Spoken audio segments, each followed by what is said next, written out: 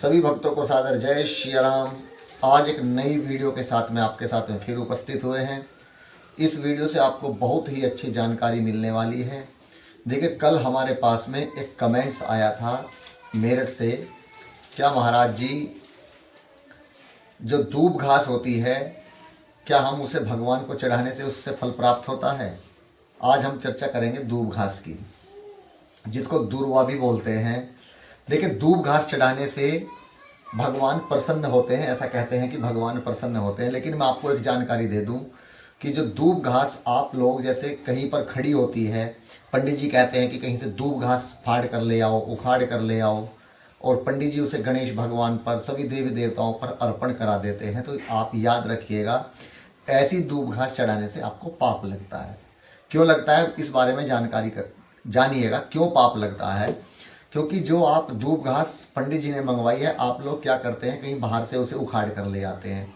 कोई नाली के बगल में, कोई खंबे के बगल में दूब घास अच्छी सी खड़ी है, कोई पार्क में से आप लोग फाड़ कर ले आते हैं। तो ये उचित नहीं है। क्यों? क्योंकि जो पार्क में दूब घास होती है, मंदिरों में दूब घास होती है, घरों में होती है, दीवारों पर उग जाती है, छत पर उग जाती है, उस दूब घास पर हो सकता है कि किसी स्वान यानी किसी कुत्ते ने उस पर मूत्र कर दिया हो, किसी बिल्ली ने, किसी पक्षी ने, किसी ने भी उस पर मतलब कोई गंदगी कर दी हो, अपना पेशाब कर दिया हो, मलमूत्र कर दिया हो। तो वो क्या होता है कि वो खंडित हो जाती है। उसको धोने से भी वो शुद्ध नहीं होती, याद रखना पहली बार। क्योंकि यदि किसी दूब घास पर या किसी वस्तु पर जो भगवान को चढ़ाई जाती है, मान लीजिए उस पर स्वान यानी कुत्ता उस पर मूत्र कर देता है, तो क्या हम उसे धोकर चढ़ा देंगे भगवान को? कदापि नहीं चढ़ा सकते ना।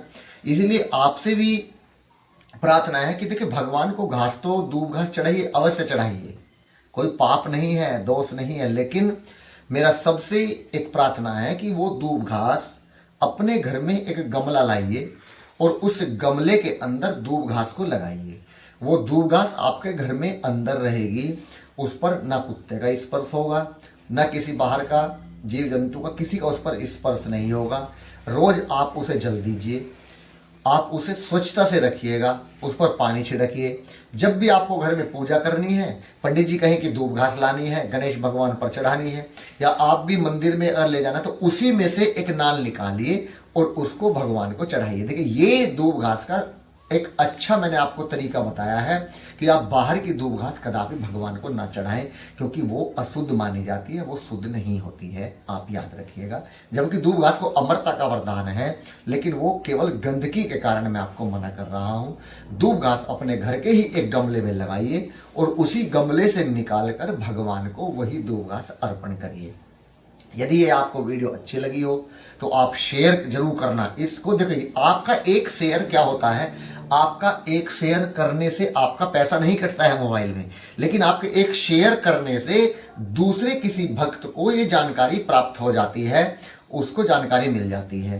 पहली बात, कमेंट्स में लिखिएगा, और कमेंट्स में मैं आपसे एक विनती और करता हूं कि कोई भी भक्त ये कार्य करे, दूब घास लगाता हुए, गमले में लगाते हुए उसका पूरे परिवार के साथ में फोटो खींचे, और बल्कि अपने बच्चों के हाथों से लगवाइए, अपनी धर्म पत्नी के हाथों से लगवाइए, पूरा परिवार एकत्रित होकर उस दूब घास को लगाइए, उसे रोज संचित करिएगा, उसमें से भगवान को लिए उसका एक फोटो लगाते हुए का एक फोटो खींचना है, और कमेंट्स बॉक्स पर इस पर अपना एक फोटो भी डालना है, अपना नाम, आप कहाँ से हैं, अपना पूरा एड्रेस इसमें लिखना है, अपना मोबाइल नंबर भी इसमें लिखना है। अधिक जानकारी के लिए आप, ये हमारा चैनल है, पूज्य ललित जी महाराज के नाम से ये चैनल चलता है। आप इस जिसके पास भी ये वीडियो जाए, एक बार इस वीडियो को सब्सक्राइब अवश्य करेगा। इस चैनल को सब्सक्राइब करना है। आप हमारे परिवार का हिस्सा बनिए, हम समय समय पर आपको ये जानकारी देते रहेंगे। तब तक के लिए सादर जय श्री।